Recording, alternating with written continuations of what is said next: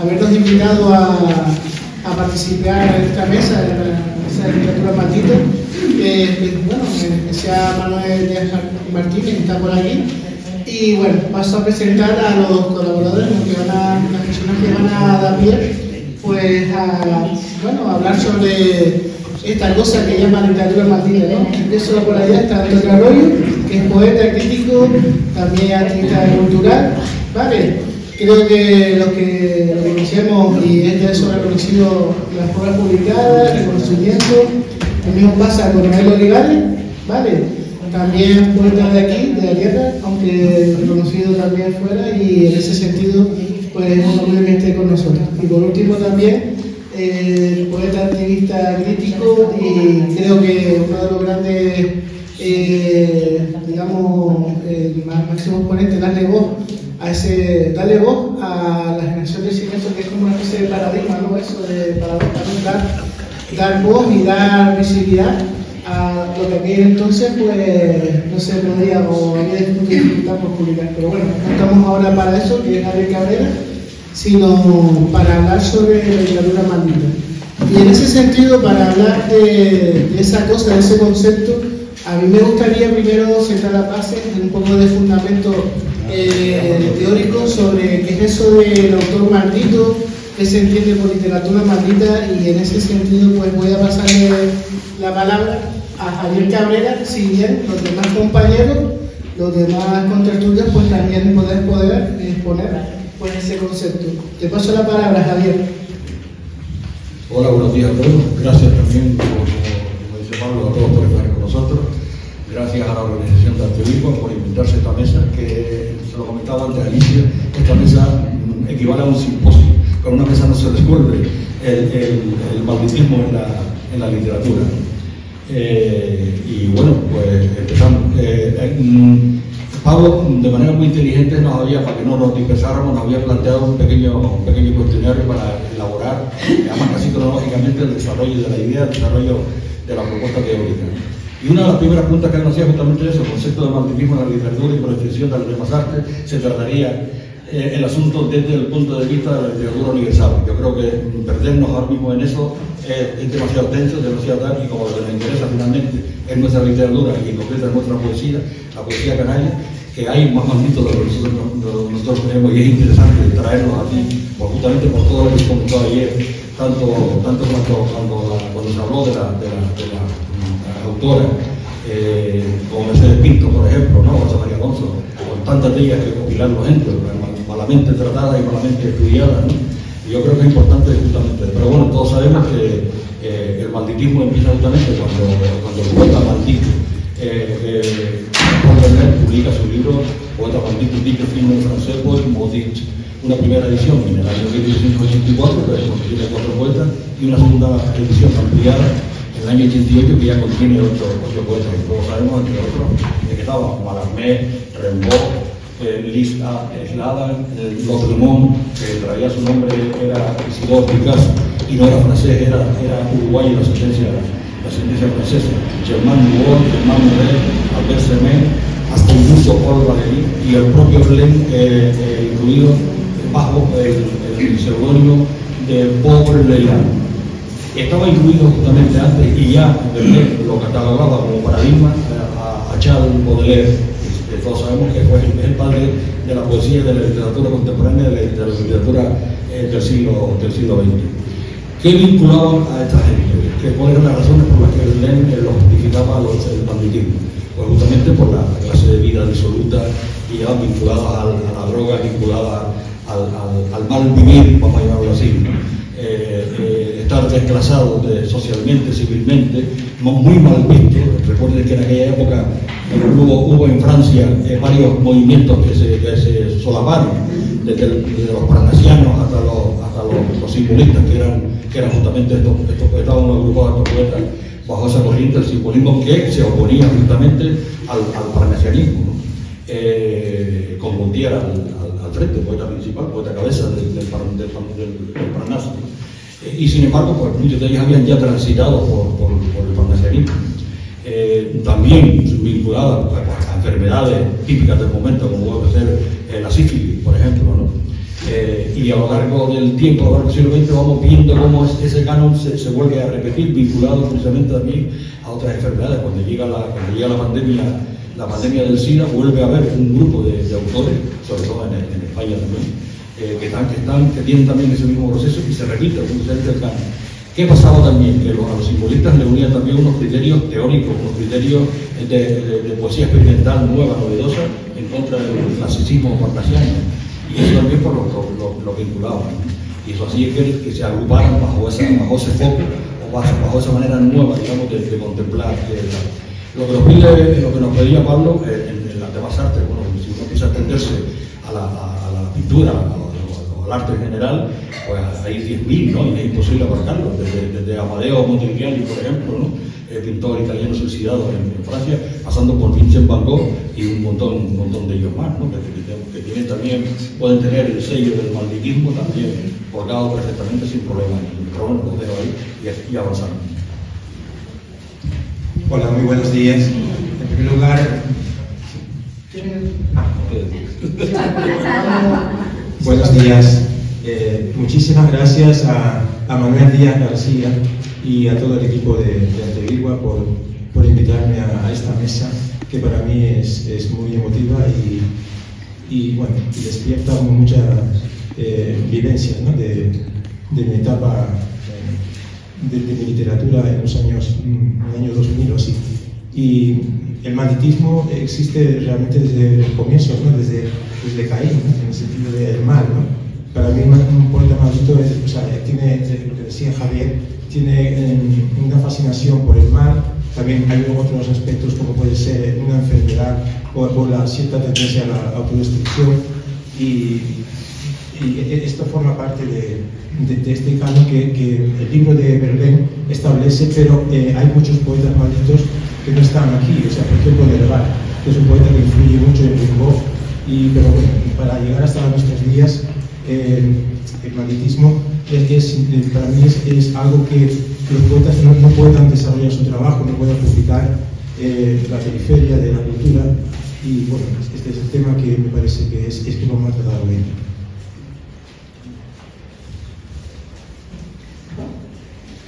Bueno, el malditismo, estoy de acuerdo con Pepe, desde que hay literatura siempre hay en la evolución una manera de marcar la diferencia, y no solo de acuerdo con la literatura, sino de acuerdo con la evolución de la sociedad, ¿no? Entonces, en principio yo creo sinceramente que la poesía maldita, esta que surgió con el simbolismo y todo eso, vamos a ver, poetas simbolistas franceses, clasificaciones que se hacen, no dicen, no, los poetas simbolistas franceses, los que son malditos y los que no, sino simbolistas franceses, ¿no? Yo creo que este malditismo responde más bien a circunstancias extraliterarias, ¿no? Porque como escritores, como poetas, como críticos, a nosotros en principio lo que nos interesa es la poesía, ¿no? Entonces, por supuesto que a lo mejor nos gusta más un poeta maldito que otro, porque claro, toda la historia, que si Dios, que si el catolicismo, y de repente hay una crisis de ideas, una crisis social, una crisis de burguesa de la burguesía, y le dan la vuelta a la tortilla. Adoración a Satanás, como Baudelaire, por ejemplo, y claro, intento no, una realidad de distinguirse de todo eso anterior, ¿no? Pero tampoco sin olvidar, por ejemplo, a Góngora, por ejemplo, San Juan de la Cruz. ¿Por qué? Porque querían no solo, desde el punto de vista social, acabar con esos esquemas de pensamiento y también desde el punto de vista estético, renovar, torcerle, como decía yo el otro día, torcerle el cuello al cisne, como decía el poeta mexicano, ¿no? Entonces, yo pienso el malditismo, que fue una bendición para la historia de la literatura, en principio responde a cuestiones extraliterarias. Que también la literatura funciona como cuestiones extraliterarias, por supuesto. Bueno, muchas gracias por la primera, digamos, por los primeros criterios o parámetros a la hora de estudiar un poco el asunto del malditismo. Una cosa que me acabo de dar cuenta a la hora de escuchar sus exposiciones es que todos hablan de manera mayoritaria sobre género poético, más que los otros géneros. Tiene más, digamos, similitud o más, o abarca más el género lírico, ¿no? A la hora de establecer el mundo lírico. Esta pregunta no está así como programada, pero sí me da un pie un poco para la reflexión. ¿Tú qué dices, Antonio, al respecto? Vamos a ver. Yo a estas alturas hablo de creación literaria, ¿no? Y precisamente ahora mismo me acabo de acordar de Manuel Verdugo, uno de los mayores narradores que hemos tenido, que por su vida, sus condiciones, el rechazo de su sexualidad, murió en unas condiciones muy, muy penosas. Incluso su obra, la que ganó el premio Benito Pérez Armas, a pesar de haber sido premiado, su obra fue secuestrada, porque en la obra denunciaba ciertas actitudes sexuales hipócritas en cierta sociedad. Entonces, todo eso pasa de un género a otro, y hasta el punto que ahora mismo los géneros se mezclan. Eso es lo que creo yo. Sí, es cierto, yo también estoy de acuerdo con Antonio, precisamente que debemos hablar de creación literaria. Sí. Lo que pasa es que, claro, Verlaine sentó, como decíamos antes, las bases de los poetas malditos, esa etiqueta que fue muy bendita para aquella época y sigue siéndolo posteriormente. Pero la creación literaria en sí, o sea, pienso en los cantos de Mandelón. Para mí el poeta, el conde de Lautréamont, el falso conde de Lautréamont, para mí es el paradigma del poeta maldito, ¿no? Porque tiene esa apología del mal y escribe en prosa, ¿no? Los cantos de Mandelón, que fue un libro determinante, y como decía también antes, Gerald de Nerval, otro poeta que no está en el canon teóricamente de los malditos, pero para mí tiene una influencia vital en Rimbaud y en todo, bueno, y es contemporáneo, claro, de Baudelaire, que es otro de los polos referentes. Pero claro, el tema es que el malditismo realmente va más allá de la poesía, va a toda la creación, como decía también Javier apuntaba, los pintores, los músicos, que en fin, ese sesgo de que el maldito es alguien que no comulga con los valores vigentes sociales y culturales. Perdona. A lo de antes tengo que añadir una cosa, que ese malditismo, que es algo personal del creador, es una manera de describir ese no saber estar en este mundo. Le pasaba a Antonio Bermejo, que tenía miedo de esa iluminación que decía que le venía. Le pasaba a Leocadio Ortega, del cual yo hablaré un poco más tarde. Vale, Javier. Bueno, yo voy a ser, como soy el más viejo de todo, voy a ser un poco impertinente. ¿A qué me refiero? A que yo prefiero llevar la cosa de manera cronológica, porque si no nos dispersamos mucho y no nos alegramos. Sí. Yo prefiero que de la poesía canaria nos ocupemos al final, porque hay unos cuantos autores que tratar, y creo que es lo más importante. Porque si no ponemos acabo de nombrar un paradigma, fue el ejemplo que yo tenía. Exactamente, o sea que, y como él ahí, pues hay mucho, pero vamos a ir, yo prefiero ir avanzando en el tiempo y darle razón. Sí. Efectivamente, a ver, poetas malditos, si lo ponemos gracioso, desde Omar Khayyam era un poeta maldito. O sea, Omar Khayyam era un poeta borrachito, un desclasado, un tipo curioso, pero llegaba a la corte del señor y decía verdades como puños, ¿no? Y por eso lo respetaban, porque decía tantas verdades como puños que asesinarlo o cargárselo era cargarse a la sociedad del momento, ¿no? Seguimos avanzando y François Villon, otro francés, era otro poeta maldito, era un Gauchat, vaya, ¿no? Pero un Gauchat mágico de su época, de su momento, era un trovador a que todo el mundo respetaba, todo el mundo sabía lo que era, ¿no? Y asesino, exactamente, y asesino. Tira de la cuerda. Y mil cosas más, ¿no? Seguimos en ese plan y lo encontramos con 10.000, ¿no? Incluso autores asestados en su momento, en su época, que después tenían una doble vida, tenían una vida bastante disoluta, ¿no? Pienso, por ejemplo, en el francés, en otro que subió, ahora no acuerdo del nombre de los padres. No, eso no es importante ahora. En lo que preguntaba justamente Pablo, ¿no? O sea, cómo ha evolucionado el malditismo. Efectivamente, el malditismo, aparte de toda la revisión histórica que podemos hacer sobre literatura, arte, danza, música, etcétera, etcétera, hay que aceptar el momento histórico. Hay alguien que llama poetas malditos a sus poetas, y que está vinculado pues, a un momento histórico, a una literatura específica, etcétera. Bueno, pues vamos a partir de ahí para poder razonarnos, ¿no? Porque si no acabamos nunca, ¿no? Déjame preguntarle a Noel, ahora hablando que está diciendo sobre esto, vamos a ir avanzando un poco en el tiempo, porque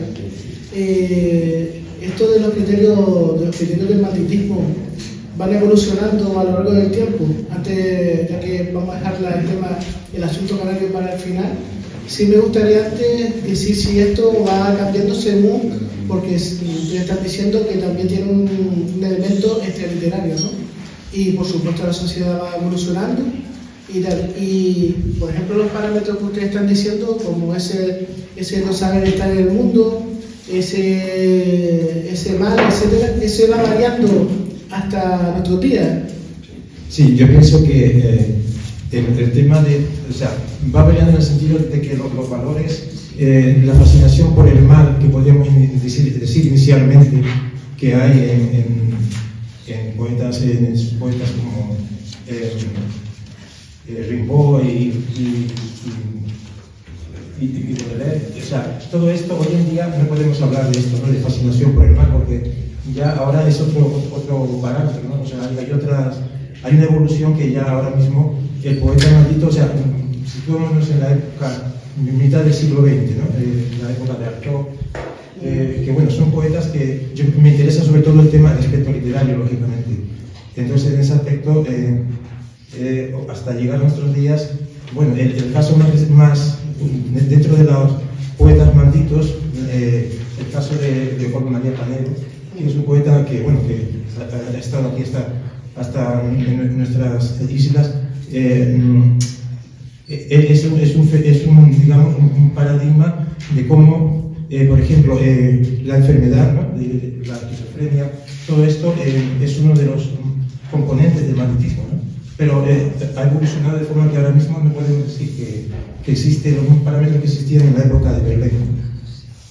Sí, efectivamente. Yo también creo lo mismo. O sea, la evolución hace que desaparezca la vinculación a un movimiento, a una corriente literaria, y entonces ya se vincula generalmente pues a la manera vital de afrontarse al mundo, a la manera de incluso autodesplazarse, ¿no? Lo que tú acabas de decir, podemos citar 1.000.000 de poetas, ¿no?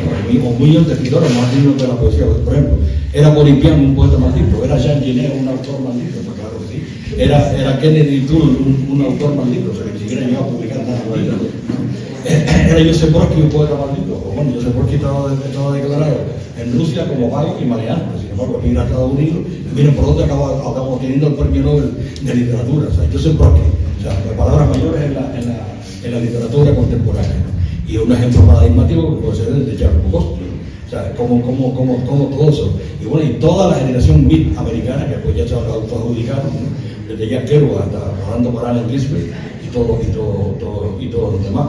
Otro más, que tiene una vida disoluta, disparatada, borracha y demás, Malcolm Noble, bajo el volcán. Supongo que recordarán esa novela paradigmática también, que marcó un momento, ¿no? O sea, los autores ya se desplazan de la corriente, del movimiento, incluso de la literatura. Y además vemos que ese canon se va repitiendo a lo largo del siglo XX. Pues, inicio del siglo XX, pues la tuberculosis vuelve a convertirse en la guerra, ¿no? Yo que sé, Gerd Trakl era un cocainómano, y Gerd Trakl se suicida justamente porque no hay solución ninguna, justamente al acabar la guerra, la Primera Guerra Mundial, ¿no? Y como él podemos encontrar un montón. Cuando la pandemia del SIDA vuelve otra vez a reproducirse el canon, ¿no? Hay una serie de autores españoles muy marcados, y me salto el guión, y lo cito porque además son paradigmáticos, ¿no? Varios de ellos suicidados o muertos de SIDA directamente. Jaime Gil de Viedma es un poeta maldito, ¿no? Pero Jaime Gil de Viedma es un poeta celebrado incluso, ¿no? Pero tiene una vida disoluta, tiene una doble vida y muere de SIDA. Está claro, no hay vuelta de hoja, ¿no? Eduardo Aro Ivers, ¿no? También muere de SIDA. Sigo avanzando, y por ejemplo Leopoldo Alas Minguez también, o sea, muere de neumonía causada por el SIDA. Y como ellos, muchos, estoy hablando de una época concreta, de un momento concreto, o sea, nacidos entre 1900, finales de los 40, inicios de los 50 y posteriores. Pedro Casariego, Pedro Casariego se suicida. ¿Quién más? Javier Cor se suicida. Leopoldo María Manero, que parece ser paradigmático, además muy jovencito, está recogido por Castells, los novísimos, ¿no? Pues resulta ser que Leopoldo María Manero, él mismo confiesa en una entrevista que le hace, permítame que se volea, porque es confesión de él en una entrevista. Además, es muy curiosa la respuesta, ¿no? Leopoldo María Manero dice lo siguiente: estoy aburrido de esto, se refiere al malditismo. Yo no soy un poeta maldito, de paso en España me creen loco. Dice, podré ser un monstruo, pero no estoy loco. ¿Sabes? Te diré que sigo esperando que me den el premio Nobel de literatura. O sea, que imagínate, estaba de acuerdo, ¿no? O sea, sabía que se venía perfectamente, ¿no? Si yo llevo 4 años y no me lo dan, te refiero al premio Nobel. Tal vez no me lo darán porque vivo en un manicomio y me llaman lo peor de España, el anticristo, el demonio. O sea, que esas definiciones son de una claridad mental brutal, ¿no? O sea, que el desplazamiento, que es lo que Pablo también nos planteaba, ¿no? Si hay un momento dado en que son a las propias editoriales lo que les interesa justamente la nomenclatura y la etiqueta del malditismo para crear marketing, no para otra cosa, ¿no? Y entonces pues empezamos a ver cómo se falsea todo, cómo se subdivide todo y cómo intereses creados meten en un mismo saco autores que ni son ni tienen intención, pero que están ahí y los aprovechan. Sí, ahora me adelantaste con el tema de los falsos malditos. Sí, pero bueno, enganchamos con eso también. Dime, Antonio. Sí. Bueno, pues desde luego. Y el malditismo surge también dentro de la evolución. Ahora mismo, al hablar del diablo, pues no con esa sociedad. Estamos hablando del diablo continuamente, sobre todo en la cara de algunos políticos, etc., ¿no? En cuanto a esta gente, los simbolistas, y querían llegar a un estado mental para un poco evadirse de esa sociedad que les era adversa. Lo hacían con la secta, los americanos con el peyote, etc. Y Javier ahí está hablando ya de esa evolución natural, porque el estado mental de cierto, nombraste a Leopoldo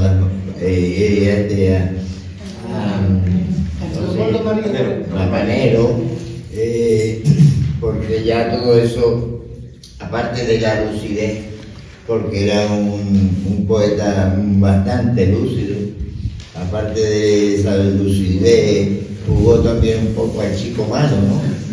El chico malo, porque realmente Leopoldo no tenía condiciones económicas adversas, ni mucho menos. Entrar en un manicomio fue algo elegido por él. No, lo metió su madre. Sí, lo metió su madre. Sí. Pues vale, gracias por aclarar eso. Sí, yo tengo que decir algo porque yo tuve dos amigos poetas malditos. Uno amigo de la juventud que se llama Octavio R. Arroyo, no es familiar de R. de Ramírez. Es un amigo, yo lo considero poeta maldito porque en la juventud él vino a conocerme, vino a la casa de mis padres, tocó en la puerta porque había leído un poema mío en prosa, hablo de los años 74 o así, un poema en prosa que había leído en una revista de Madrid. Y entonces, pues bueno, él tenía, o sea, para mí significó una vivencia de la noche, ¿no? De todo lo que conllevaba la noche, ¿no? Y luego tuve otro amigo que fue Leopoldo María Panero y que me invitó una vez a escribir a cuatro manos cuando leyó unos sonetos míos sobre la muerte, cuando mi madre había fallecido en el año 2000.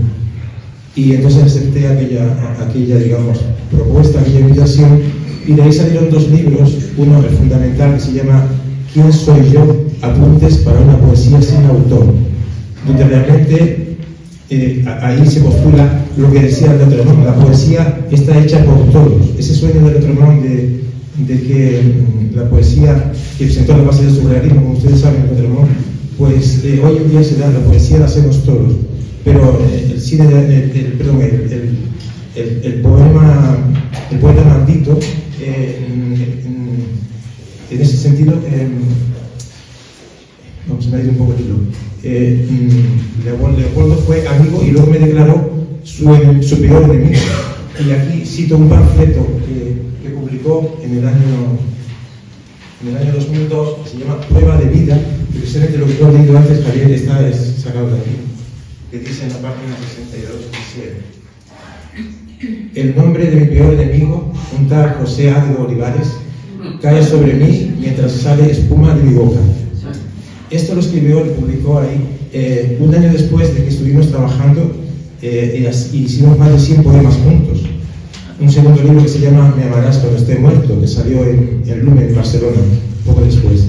Entonces, la experiencia de Leopoldo ha sido muy impactante en mi vida, ha sido fundamental, porque yo siempre tuve pues esa fascinación por la literatura maldita, digamos, ¿no? Desde el ensayista Bataille y toda la cultura francesa, y conocí a Leopoldo de su lectura, por supuesto, pero esa experiencia de escribir a Larimón fue para mí muy importante, y después totalmente pasé a otro tema, porque realmente acabó mi historia.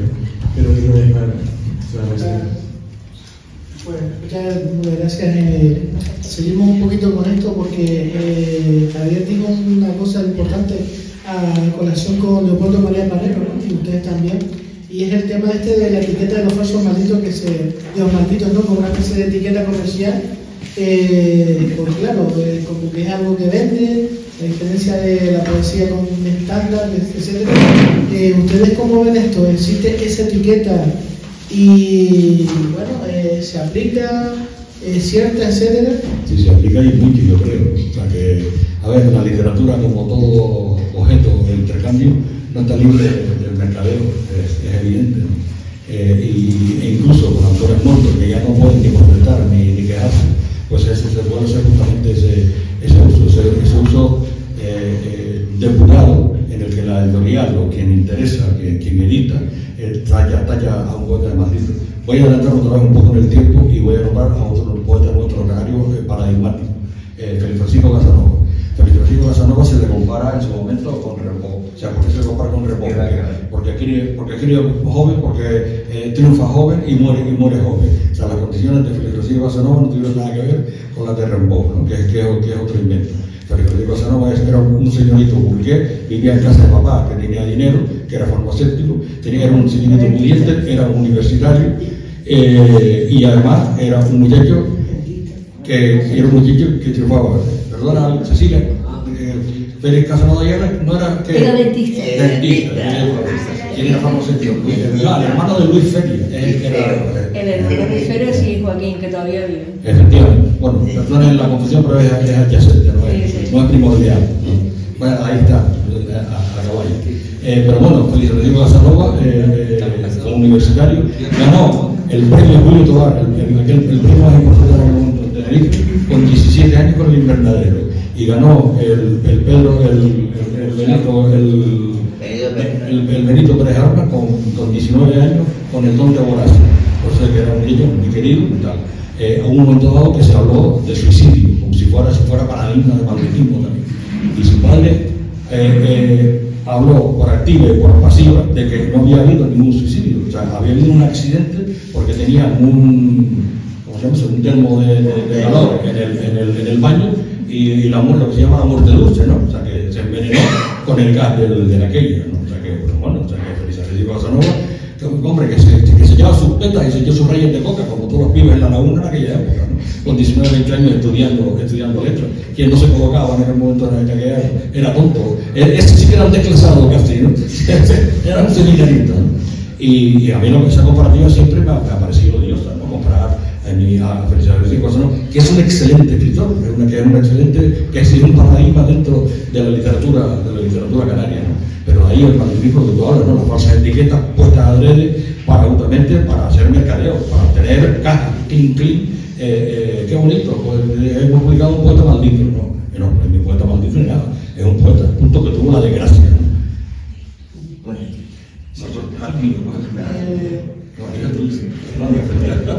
es que lo que apuntaba Pablo en una pregunta extra, ¿no? De poeta de culto. Realmente yo considero Leopoldo María Panero figura en el canon, digamos, de los poetas malditos establecidos hasta el siglo XX, claro.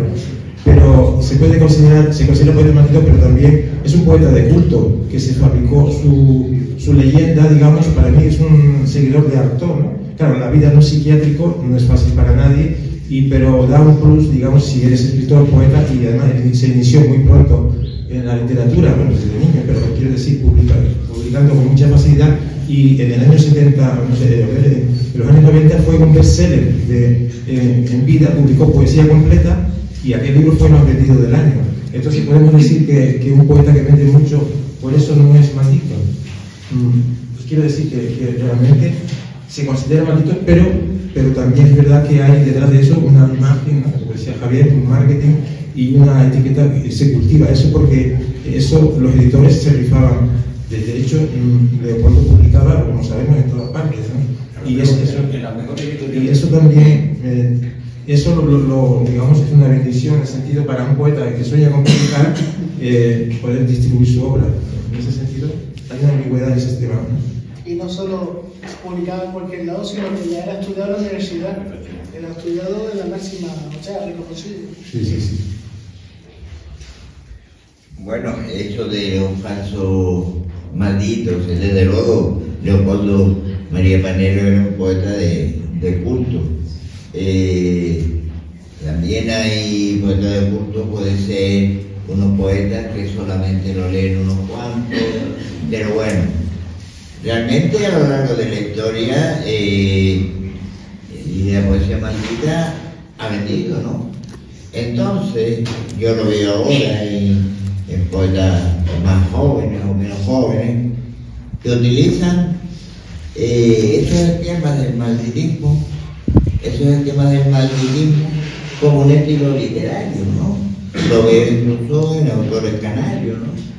Entonces, yo no sé si decir si son falsos malditos o sencillamente que se han utilizado esas fórmulas del pasado para escribir poemas.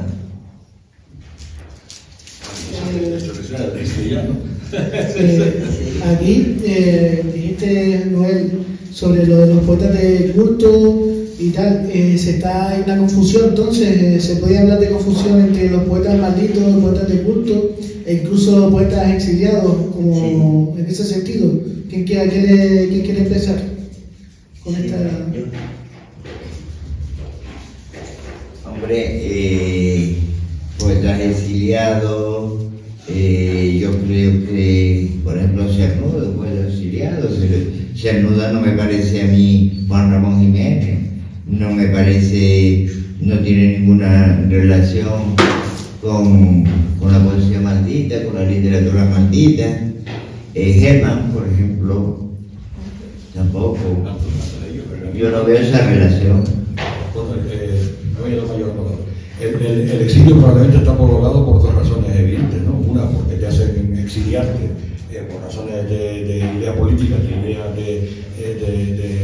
incluso sexuales, incluso de otro orden, ¿no? Y luego está el autoexilio, cuando el autor, ya lo nombraba por ejemplo Juan Ayer, cuando Rosa María Rosa Alonso decide autoexiliarse, nadie la está obligando a autoexiliarse, ¿no? O como por ejemplo otro y si quiero nombrarlo después, y después me van a permitir que haga un correlato, porque es importante, otra autora paradigmática para que siempre lo reafirmamos, Alicia Villarena y yo, Hilda Sudán. O sea, Hilda Sudán es un paradigma del desconocimiento total, ¿no? Todo el mundo conoce a Hilda Sudán como autora canaria, pero nadie ha leído nada de ella prácticamente, salvo sus primeros poemitas casi juveniles, ¿no? Hilda Sudán decide autoexiliarse porque ella cree que está perseguida por la dictadura franquista, ¿no? Y entonces en ese plan efectivamente hay un montón de autores que se autoexilian y hay una cantidad de autores que van en busca de aventura. Yo qué sé, Rebó de escribir porque ya no diría, según él no tiene nada más que decir, ya lo había dicho todo y se dedica a fabricante de armas. Y luego muere de la manera tan miserable que muere, ¿no? O sea, que eso es como en cada cual puede haber tenido su desarrollo vital, su manera de estar, ¿no? Vuelve a incidir, por ejemplo, en la última época vamos a llamarlo nuevo magnetismo, ¿no? Con a raíz del SIDA, de toda la pandemia del SIDA, ¿no? O sea, hay autores que eran conscientes que lo que estaban haciendo era imprudente, entre otras cosas, drogarse, ser homosexuales y hacerlo sin protección, y que ellos estaban en la enfermedad convocada de Damocles en cualquier momento, ¿no? Aún así, pues no les importó. Hubo incluso otros que tenían SIDA y se enteraron después, cuando estaban ingresados, de que estaban enfermos, ¿no? Pero que tampoco estaba en ellos el comportamiento del malditismo consciente. O sea, yo no creo que nadie se plantee por 17 años, voy a convertirme en un poeta maldito y todo lo que voy a escribir va a tener que ver sobre el diablo, la muerte, la noche, la oscuridad, lo simbólico aberrante, etcétera, etcétera, ¿no? Ese ya es un iluminado, no un poeta maldito. O sea, que sería otra cosa, ¿no? Habría que buscar una nueva nomenclatura para él, ¿no? Un críptico. Sobre el exilio, claro, cuando es un exilio forzado político, está claro que eso tampoco te hace un poeta maldito, ¿no? Pero digamos, el desprecio de los contemporáneos, ¿no? Uno siente un poeta joven, ¿no? Un Ribó, bueno, un poeta joven no es mismo que ser Ribó, pero que se siente que no consigue publicar, lo que pasaba en Canarias hace 40 años, ¿no? Que éramos jóvenes y no podíamos publicar aquí porque era muy difícil. Pero realmente, bueno, y esa será otra pregunta que creo que está en el guión, ¿no? De cuando uno intenta salir de la periferia para va a las grandes ciudades para intentar ser poeta. Bueno, y hablando de eso, de poetas malditos, ¿no? Yo voy a hacer una comparación, perdona Javier, por el que ya que tú lo mencionaste, por ejemplo, el SIDA sí dio poetas malditos, relacionados por supuesto con la homosexualidad. Les nombro en Portugal Alberto, en Galicia Loy Ferreira y en Canarias Eugenio Millén. Si los leemos, vemos una serie de similitudes propiciadas que no se conocieron, propiciadas por el momento, ¿no? Por las circunstancias personales que se iban a morir, tanto a los Ferreiro como a Alberto les dieron un año de vida. En ese año de vida escribieron lo mejor de su obra. Lo de Yello Villé un poco diferente, pero Yello Villé se dedicó a escribir la literatura erótica del hombre, ¿no? Es decir, súper erótica. Y eso, ¿no? Bien. Pues ya vamos a entrar un poco digamos, en el ámbito regional. Sí, y ya vamos a hablar sobre poesía maldita aquí en Canarias. ¿Existe, ha existido? ¿Se da la misma variable? Le paso esta super pregunta a Javier. Bueno, pues como en todos lados hay gente de bien, de mal, de regular, de una rica, de una pobre, de imposibilidad de editar, lo que decía antes Pepe Noel, que hubo un momento en Canarias, en los años 70, en concreto mi generación, que no había ni editoriales, ni revistas, ni nada, que era un secar ni universidad, porque la universidad favoreció, la llegada a la universidad favoreció mucho la entrada y el crecimiento de la siguiente generación de poetas vinculadas a ella, entre ellos aquí un representante. En mi época no existía eso, no había universidad normal, no había caldo de cultivo, ni había nada. Yo en los procesos, yo voy a nombrar unos cuantos poetas malditos, igual a ustedes no les suenan de nada, ¿no? Pero que me lo he ido encontrando a medida que he ido trabajando y investigando. Al principio de los años 2000, yo elaboré este tocho, de que yo estoy hasta admirado de haberlo acabado y no haber muerto en el intento, ahora como lo que decía Alicia Llarena antes, con respecto a su tesis doctoral. Ya en su momento Maximiliano Romero me dijo que por qué no presentaba esto como tesis doctoral. El libro se llama Isla en la Isla, una antología sentimental. Poetas canarios emigrados a Cuba y poetas cubanos de ascendencia canaria. Y la verdad es que son muchos, variados y tal. Entre ellos me encuentro con Palmer, precisamente, a don Manuel Martínez de las Casas, poeta de La Palma, de Santa Cruz de La Palma, del barrio de San Telmo, que emigra a Cuba, ni siquiera emigra a La Habana, migra a la zona oriental de Holguín y transita justamente entre Holguín, Manzanillo, Las Tunas, entre esas zonas. Era un alcohólico de libro, o sea, y además era un alcohólico irremediable, o sea, no tenía solución. Tanto que muere en la calle, o sea, que muere de una de sus borracheras, muere. El alcoholismo, ¿qué se lo produce? Se lo produce la muerte de una niña, de una de sus hijas, con apenas de meningitis, con apenas de 3 años, y el hombre pues aquello lo colocó, ¿no? Y entró en un vórtice, en una vorágine, de que sin embargo fue capaz de dirigir periódicos, de lanzar revistas, y tal, pero había noches en las que no tenía dónde quedarse, se quedaba en el parque de Holguín, ¿no? Sin embargo fue un autor que publicó un par de libros y está considerado dentro de la literatura canaria como uno de los poetas importantes dentro de la literatura cubana, como un poeta importante, que muchos de ellos en Cuba no sabían que era canario, se lo consideraban un poeta cubano. Otro poeta canario emigrado también a Cuba, y se van a sonar un poco, es Luis Páez Mayor. Luis Páez Mayor pertenece a la escuela lírica de Telde, pero que pertenece a la escuela lírica de Telde cuando regresa. Luis Páez muere con apenas 34 años, ¿no? O sea, que muere muy jovencito, ¿no? Luis Páez era de una familia rica, pudiente también, emigra a Cuba como acababa de terminar Derecho, y lo que iba a hacerse las Américas, ¿no? Así de sencillo, ¿no? Bueno, pues también, efectivamente, llega un momento, en La Habana, la colonia de China era muy importante, porque los chinos fueron llevados como esclavos para la construcción del ferrocarril en La Habana, en concreto en Queens, y él, pues, su derrotero le lleva justamente a los clubes estos de opio, la droga era el opiáceo, ¿no? A Luis Páez Mayor se lo tiene, la familia va a buscarlo a La Habana para traérselo por acá, para que muera aquí, así de sencillo. Ya venía enfermo y ya venía bastante fastidiado. Sin embargo, contiene los placeres, tiene la lucidez de incorporarlo a la escuela lírica de Telde, y los últimos poemas que publica es gracias a Montiano Placeres, ¿no? Otro tipo también peculiar, Homero, Pedro Betancourt Padilla. Pedro Betancourt entra, lo que tú decías antes, Antonio, entra dentro justamente del simbolismo, un simbolismo casi franciscano. Él se bautizó, él fue el impulsor de lo que se llamó más tarde el juguismo, que era una corriente específica en La Gomera, además en Agulo. Hay un pequeño templo dedicado a ellos en la casa donde nació el pintor en la casa museo José Aguiar también hay un pequeño museo que está dedicado a los seguidores del juguismo. Pedro Betancourt Padilla fue un errante, un tipo, un montón de negocios le salieron mal, erró tanto por la península por Europa como por América, ¿no? Sí, sin embargo, pues aguanta y muere casi con 88 años, ¿no? Otro poeta maldito, y nos acercamos en el tiempo, y ese sí es del libro y te toca, es Leocadio Ortega. Leocadio Ortega es un desclasado de libro, un clochard de libro, vive una mala vida civil, social, humana. De hecho muere en el muelle.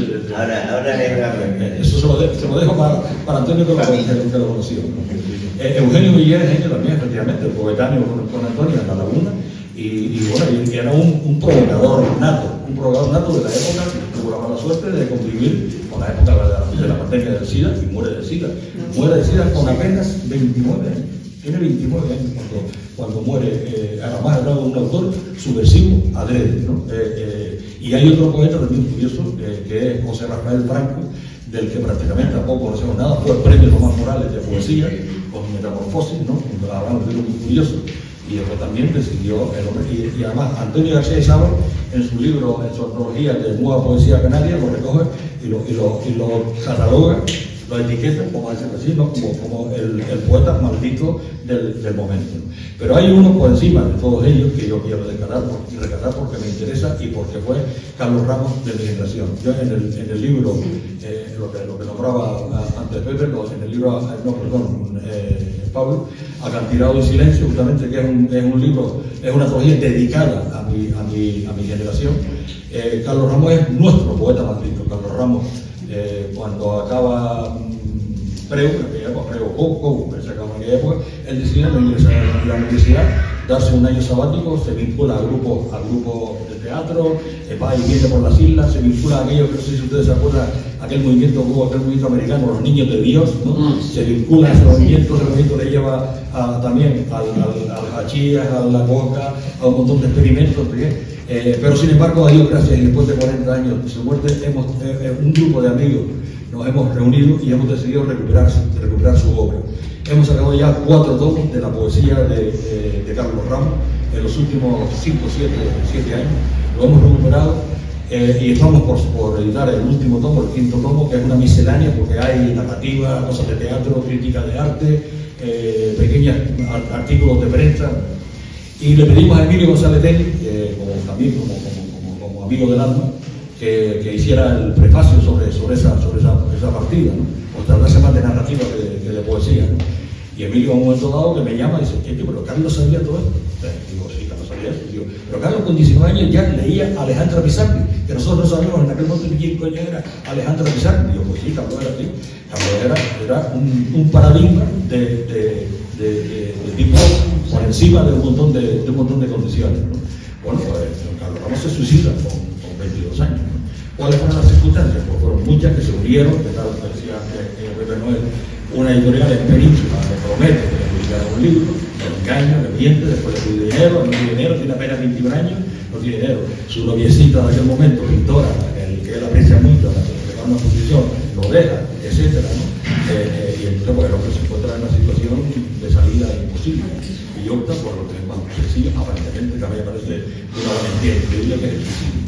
Carlos Ramos se suicida con 22 años. Bueno, pues la obra de Carlos Ramos está escrita con 22 años y es una obra de una actualidad brutal y de una experimentación brutal del piano.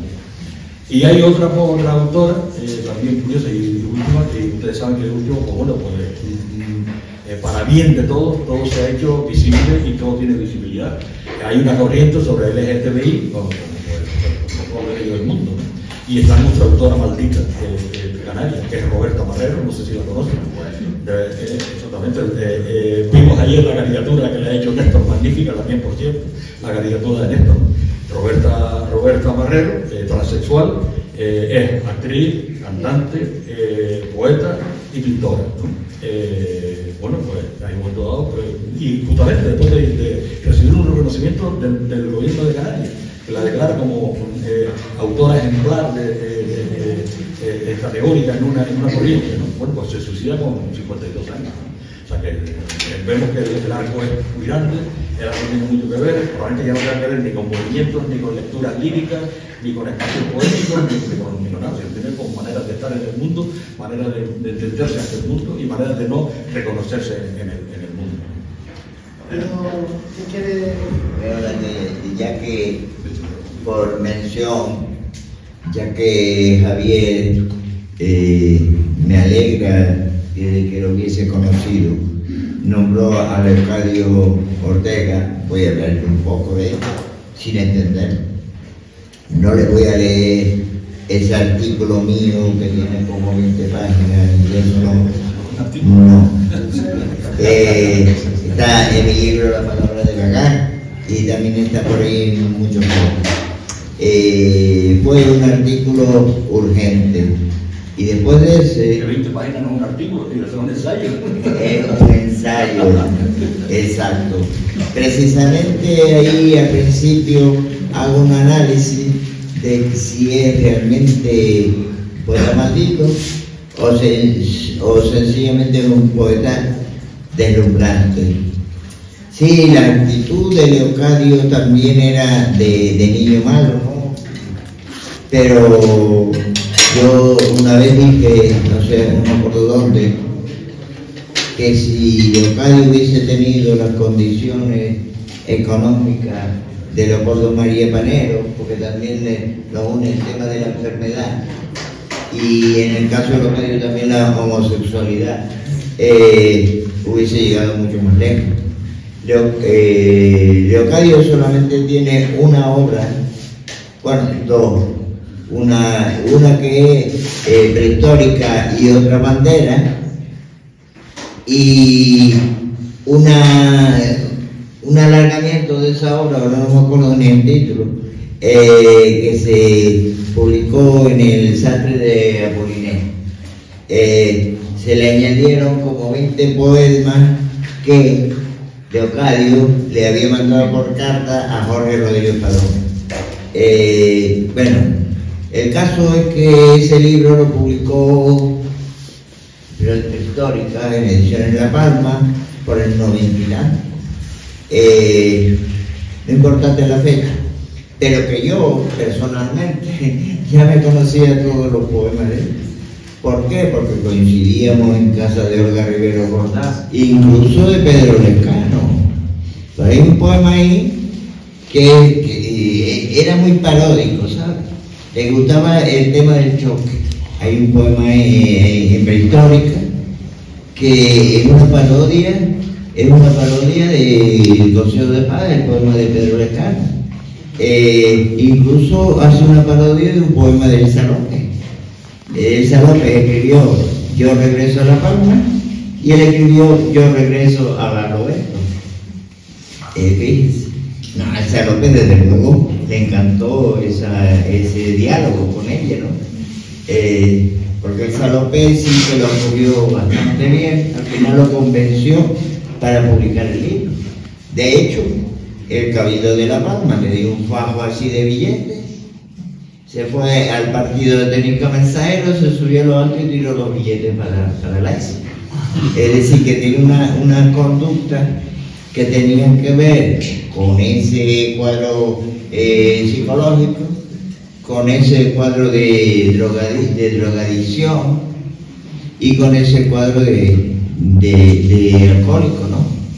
Lo sexual no afectó demasiado el tema de su escritura.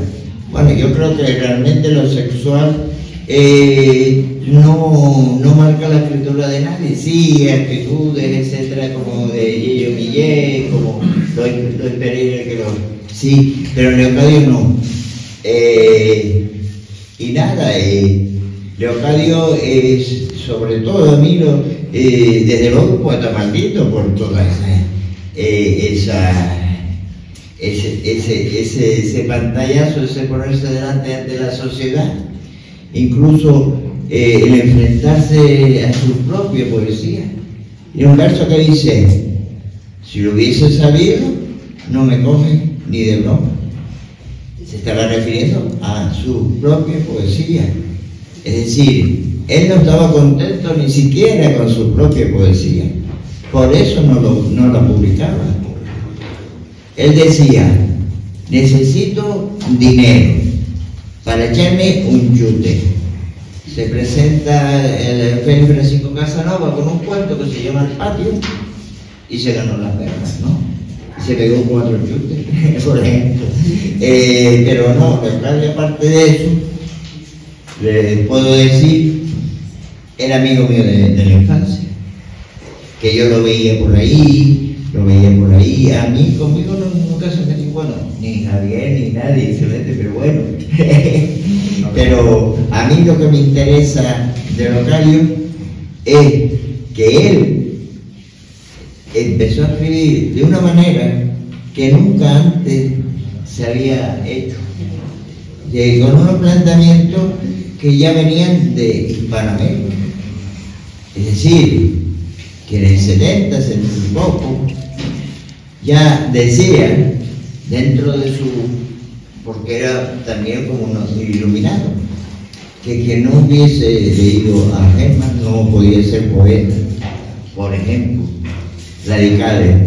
Quien estuviera en la estela de Sánchez Rovena no llegaría a poeta tampoco.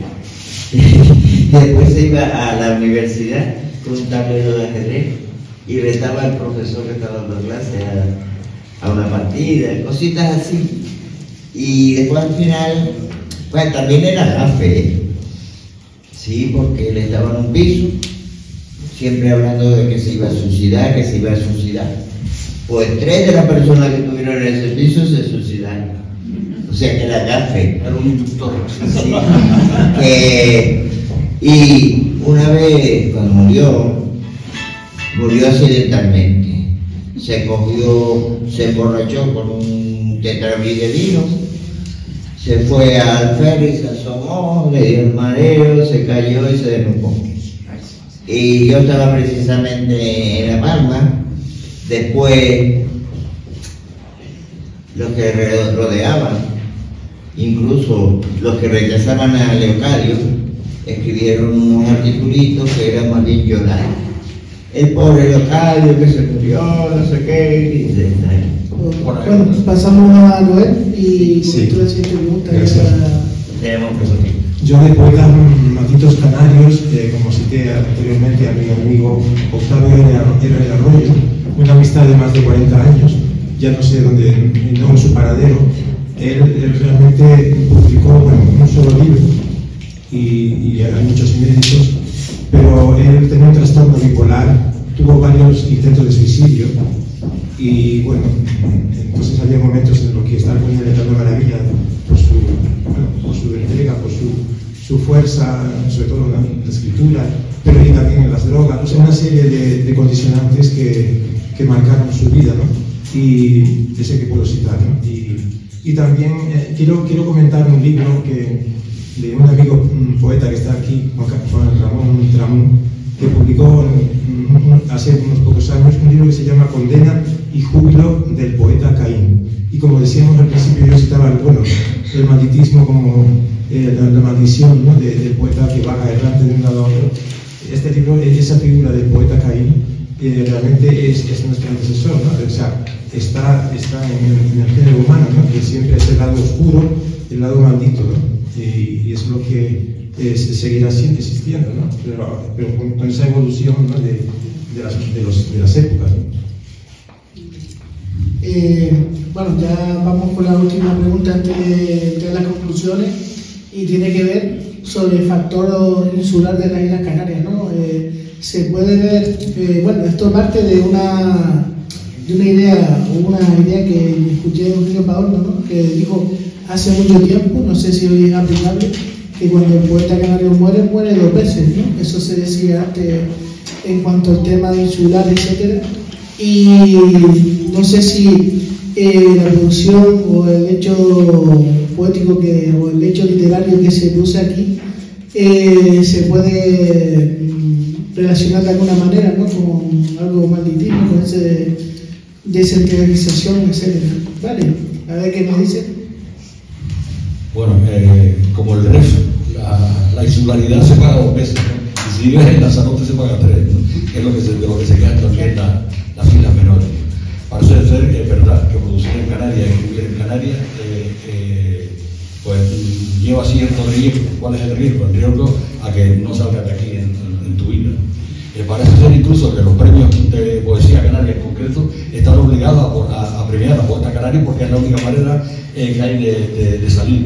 Acaban de fallar justamente el premio Ciudad de las Palmas que levantaba un extremeño, un magnífico poeta, por cierto. Y he visto artículos salir en prensa de que un año más el premio se va a la península. Y dice, pero bueno, ¿ustedes qué se creen? Que, a ver, si el premio es un premio internacional, se podrá presentar hasta un equivalente en su club, ¿no? Y la pregunta que yo me hago es ¿por qué no se plantean a la inversa? ¿Por qué cuando un poeta canario, y tenemos unos cuantos que han ganado unos cuantos premios honrosamente, ¿no? Son premiados en Península, aquí tenemos un ejemplo, aquí tenemos otro ejemplo. ¿Acaso los peninsulares dicen, coño, otra vez más, el premio se va a las Islas Canarias? Yo creo que esa pregunta, plantearse esa cuestión es realmente ridícula, ¿no? Los premios se convocan, supuestamente son secretos, supuestamente se abre la plica cuando se falla el premio, y bueno, pues sale desde un peninsular hasta un polaco, no tiene nada que ver una cosa con la otra. Pero sí, parece que la insularidad, yo me pregunto, al resto de las islas le ocurre lo mismo. A las islas del Egeo le ocurre lo mismo con respecto al continente, a las Azores y a las Maldinas le ocurre lo mismo con respecto de Portugal, al archipiélago Balear, que está ahí mismo, y su relación con Cataluña es tan cerrada que muchas veces lo consideramos una provincia más de Cataluña, le ocurre lo mismo. O sea, a los corsos le ocurre lo mismo respecto de Italia, a los cerdeños le ocurre lo mismo respecto de Italia. Pues habría que planteárselo, y probablemente ese es uno de los temas que deberíamos plantear a la revista Tras de Mar, ya que la revista justamente se está ocupando de las literaturas insulares, pues de repente plantearle ese tema definitivamente, si la insularidad allá donde sea es una doble condena, o es una condena definitiva, o es una condena de reducción de la producción del autor, o la difusión del autor. Yo creo que ni el malditismo, ni la calidad poética, ni el culto están vinculados al sitio. Hay poetas que jamás se conocieron en vida y sin embargo hoy son claves. El nombre, por ejemplo, y no tiene nada que ver con la poesía, tiene que ver con la pintura. En la península acaban de descubrir a Néstor Martín Fernández de la Torre. Hay ahora mismo una gran antológica de Néstor en el Reina Sofía. Bueno, pues en Madrid, desde los periódicos locales diarios hasta las grandes revistas de arte, están asombrados con la importancia que tiene nuestro pintor Néstor. Sí, y Néstor lleva muerto el tiempo que lleva muerto, ha hecho la pintura que hizo en su momento, y para nosotros es un pintor paradigmático y incluso simbólico también, por cierto. También abarca, está dentro del simbolismo también, dentro de la corriente. Bueno, luego deriva al modernismo y demás y tal, pero está también en esa corriente, ¿no? Es una suerte de malditismo también respecto de la pintura, el caso de tal, y como es mucho, yo qué sé, un pintor como Manuel Villares llega a decidir quedarse aquí y elaborar su obra desde aquí, hubiese sido conocido en la península, ¿no? Hay pintores, hay autores canarios que son conocidos en Europa o son conocidos en América, y en la península, en España, ni se les conoce ni se les espera, ¿no? Entonces cada uno tiene pues su momento, su círculo, su manera de relacionarse. Bien, es verdad, y déjenme contar una anécdota porque ya uno es mayor. En el año 2000 yo acudo al Festival Mundial de Poesía de Santiago de Cuba. Desde allá me pidieron que si era tan amable le llevaba una caja de libros, eran unos 20 libros, de una antología de poetas cubanos que había publicado una editorial en Málaga. Yo muy gentilmente, el editor de Málaga me llama, el Boesí, que por supuesto, que es el material que yo lo llevo con mucho gusto, la verdad. Y en contra yo le hago la pregunta, le digo, mira, ¿y a ustedes no les interesaría, por ejemplo, editar desde Málaga una antología de poesía contemporánea? Aquella, la cubana, era de poesía contemporánea, una de poesía contemporánea canaria. Ya, pero en Canarias se escribe poesía. Y yo, mira, pues como todos sitios, cometemos los mismos errores que comete la humanidad en todos lados, ¿no? Y dice, hombre, es que nosotros pensamos que ustedes estaban muy dedicados al turismo. Y yo, mira, también. Sí, pero eso esa es otra vertiente, ¿no? Sí. O sea, partir de ese paradigma, ¿no? De que en Canarias, pues, ahí todo el mundo se dedica al turismo, ahí todo el mundo es rico y se va de vacaciones, ¿no? O sea, ¿y tú por qué te haces esa valoración? Hombre, pues no me imagino yo a ustedes escribiendo poesía. ¿Te imaginas que los cubanos escriban poesía, que los colombianos no escriban poesía, que los mallorquines escriban poesía y los canarios no escriben poesía? Pero bueno, probablemente igual con el avance del tiempo consideraremos que es una cosa inútil ya de escribir, pero todavía no. Se lo digo porque en todos lados pues se nada, ¿no? Y el REF, que es tan importante para los empresarios, y también lo nombro porque nosotros acabamos justamente de importar un catálogo de última posición de Carmen Llopis. Aduanas nos cobraban 450 euros de aduana por importar un catálogo. La suerte fue que traía ICBN. Se lo advierto para, si tienen que publicar en Península, donde sea, adviertan que no pongan ni catálogo de arte, no pongan libros de arte. Porque como trae ICBN, entonces no se cobra ese plus de aduana. Imagínense por dónde va. Y te la cobran aquí. O sea, la cobra el cabildo. El REF. Bueno, que quedamos locos. Eso es el REF. Entonces, ese es el disparate. Estamos muy justo de tiempo. A ver, las intervenciones Bueno, la insularidad, desde luego, en el siglo XXI no es la misma que en el siglo XX. En un mundo global, lógicamente, cualquier cosa que uno publica puede llegar a cualquier extremo del mundo, ¿no? Pero nosotros que llevamos nuestra edad, yo particularmente, hemos vivido todo ese proceso de que en la segunda mitad del siglo XX era muy difícil viviendo en Canarias publicar lo que hablábamos anteriormente, pero actualmente es otro fenómeno. Pero bueno, la insularidad, desde luego, es una identidad nuestra, digamos, insoslayable, pero que no nos impide poder publicar en cualquier lugar y moverlo. Pero por ejemplo, yo, mis 3 últimos libros, una fue publicado en Uruguay, otro ha sido publicado en Madrid y el último es que está publicado en Canarias. Entonces, que no tenemos que tener ya ese defecto, ¿no? Bueno, yo estoy de acuerdo con Javier, con aquí. Antes de salir de aquí de Canarias, me refiero a salir desde el punto de vista literario, sí que creía lo que decía Eugenio Padorno, pero vamos a ver, si Santo Domínguez, que es un pedazo de poeta, se lo recomiendo como persona, no vayan a comer con él, pero como poeta es enorme. Por lo mismo contigo. Sí, lo mismo yo no voy con ella, no, mira a comer contigo, tío.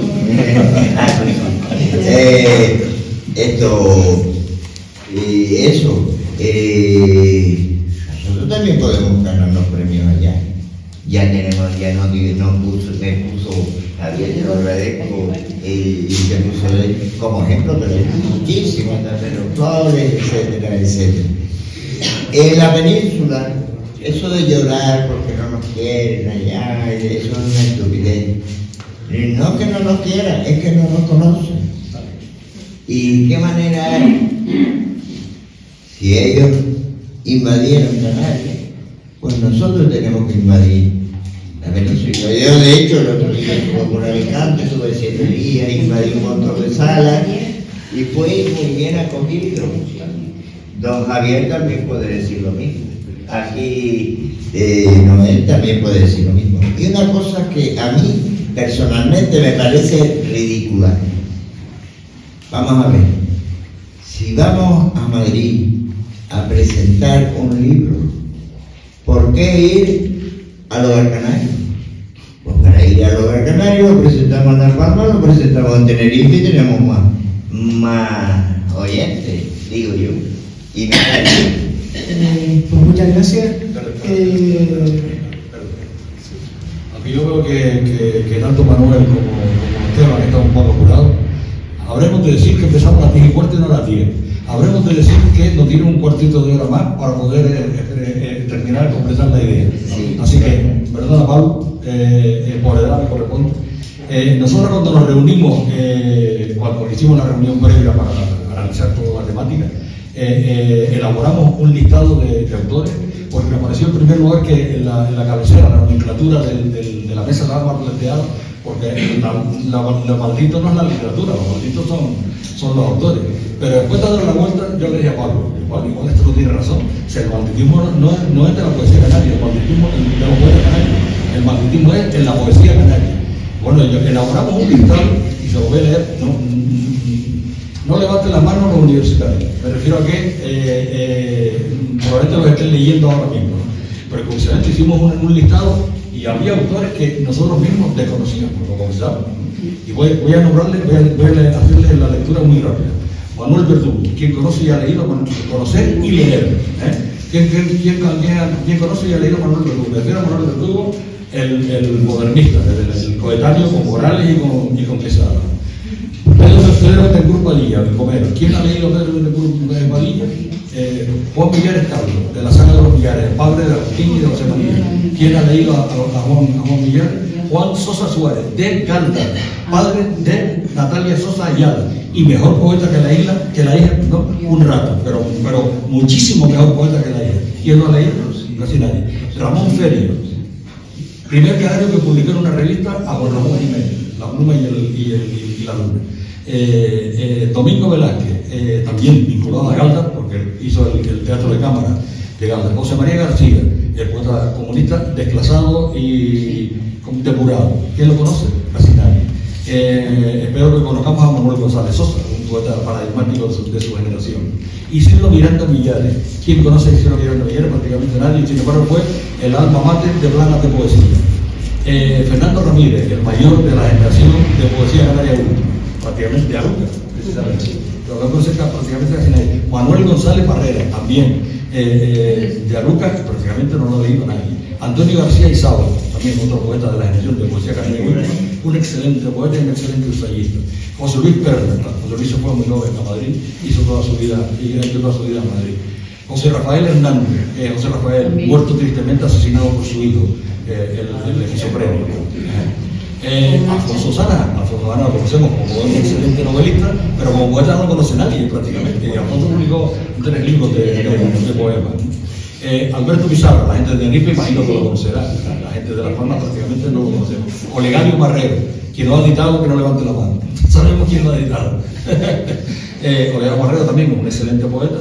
Tenemos un pleito con su mujer, con Olga, porque queremos recuperarlo para la colección del Marase y no hay manera, no se deja. Tomás Javier Morales, otro poeta secreto nuestro de mi generación, a que prácticamente no ha leído nadie. Marcos Martín Nartí, también de mi generación, otro poeta magnífico, premio Tomás Morales, y a que prácticamente no ha leído nadie. Manuel Almeida, excelente poeta y excelente ensayista.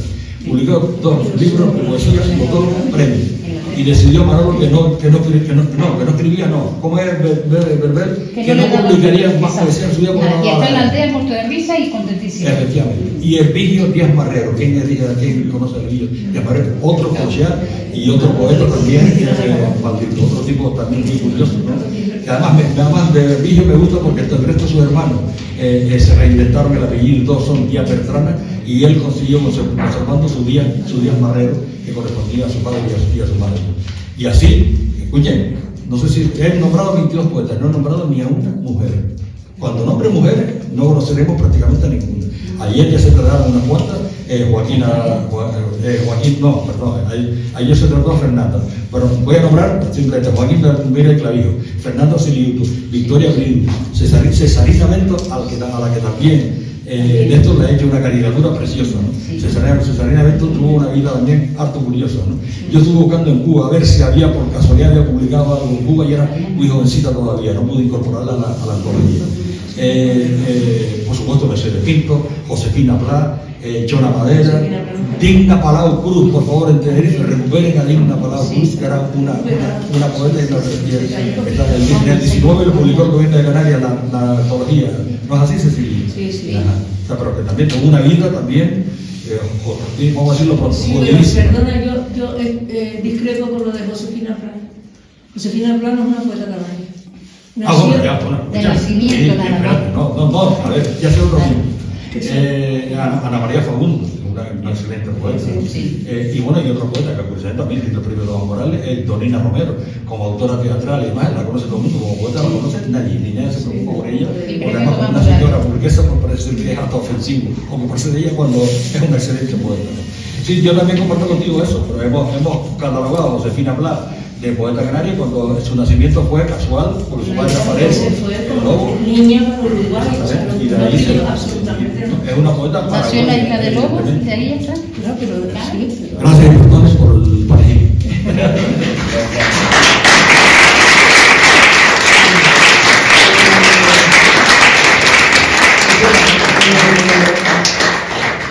Me va a matar Manuel, pero yo siempre no puedo despedir la mesa sin, bueno, aparte de agradecer al contertulio, pero sin darle la palabra a alguien del público, porque tiene que haber una interacción, es casi una obligación por ver. Vale, yo aparte de agradecerle a todos ustedes Vida y Milagro y agradecerle a Terilbo a todo lo que está haciendo y lo que seguirá haciendo 10 años más y todos los que vengan. Tengo que decir una cosa. Leocadio, de todos los que han nombrado, encima conozco a toda esta gente, pero no por mi sabiduría que el don divino me dio la naturaleza, sino porque soy vieja y he conocido a toda esta gente. La vejez le da a uno un plus. Acadio, perfectamente de acuerdo con lo que dice Antonio. Nada que ver con la sexualidad y las historias. Y él y yo nos acostamos muchísimas veces. Él lo sabe, mi amigo del alma, era Leocadio, uno de mis amigos de alma. Sí. Vale, no tenía que ver su poesía con la sexualidad para nada. Cuando la gente dice tonterías y harán tesis, harán lo que quieran. Era una poesía existencial. Su problema era de su mente, que superaba la poesía y superaba 20.000 historias. Era un hombre de arte abstracto, pero hecho palabra. Se tenía que matar, se tenía que morir, como todos los malditos estos. Pero yo también le voy a tirar un clavo a Javier, que ven ustedes la memoria privilegiada que tiene tiene estudiado autocristo. Tiene estudiado autocristo. Javier, yo creo que en el grupo de los malditos habría que sacar un subgénero o un subgrupo, que yo la verdad que estoy encantada de poder pertenecer a él, que son los poetas impertinentes. Tenemos una serie y nadie lo ha estudiado, porque a nosotros no lo estudiado. Yo soy de los poetas del silencio. ¿Qué silencio tenemos si estamos todo el día alegando? Pero está bien, se lo agradecemos siempre a Emilio González, que nos metió en ese tinglado. Y yo soy la única mujer del tinglado, que es una cosa muy graciosa, porque las otras dos se rajaron. Sí, porque tampoco había más, pero en la otra generación. Sí, Nila Hernández podía haber seguido. Libro y medio y se acabó. Nila Hernández, por ejemplo. Y la otra que podía haber seguido se murió, que era Herrera Sabater. Pues la vida que es así, Marisol. y me quedé, sí, Marisol, y me quedé yo con estos 13 niños maravillosos y extraordinarios, pero esa es la realidad. Los impertinentes hagan los estudios, la gente joven, una tesis doctoral de poetas impertinentes canarios, que lo hay. Habrá peninsulares también, pero nosotros tenemos una selección. Eso. Y tengo otra selección que también podemos estudiar. ¿Puede ser derivado de los poetas impertinentes? A lo mejor sí. Lo que pasa es que son tantos para estudiar que costaría mucho trabajo. Pero yo tiro la medalla y las cañas de pescar y lo que sea todo el mundo que quiera. Son los poetas imbéciles. Así. Hay cosas que puedan, pero son tan mínimas que con los poetas imbéciles podemos hacer una verdadera tesis doctoral. Ustedes saben la de imbéciles que hay aquí en este mundo. En España habrá montones y en Europa, pero yo vivo los que yo quiero. Los que yo quiero están aquí. Se podría hacer una tesis, Javier, tú que tienes memoria, haz la lista, no te va a sobrar ni una. Una lista tremenda. Y sería muy interesante, porque sería muy interesante por los temas que tratan. La de imbécil es la de Clino, tengo que apuntarme primero. Perdón, yo que el problema que yo Son veo importantes. que si empezamos a etiquetar, entonces habrá